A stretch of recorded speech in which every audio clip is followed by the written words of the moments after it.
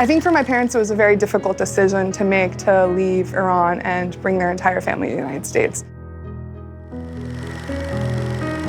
Ultimately, they knew that whatever they were deciding would cause them to lose everything, but hopefully for their children to gain something more.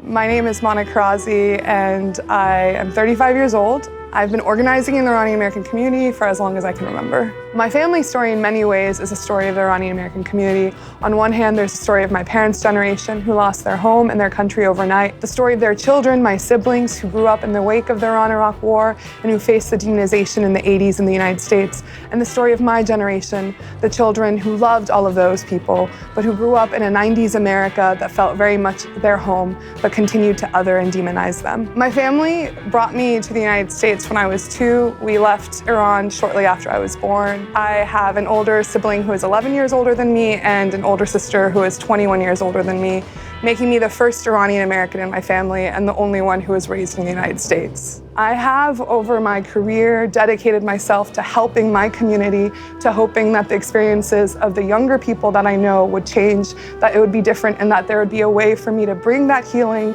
and to reconcile those differences and divisions within our generations. That all changed on January 27th, 2017, when the administration announced what they called the travel ban, which was actually in essence the Muslim ban. I became a plaintiff in a lawsuit in the Fourth Circuit because as an Iranian American, as one with US citizenship, I can be visible in a way that my community members can't.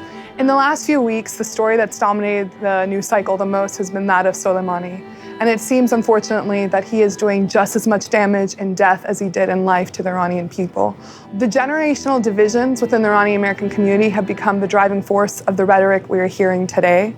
The older generation, so focused on regime change, are willing to allow the United States to go to war that will destroy an entire region and ensure the silencing of a people that are resisting in their own way. The younger generation, who have lived here and seen the consequences of that domestic campaign to demonize us, understand that the United States cannot play that role.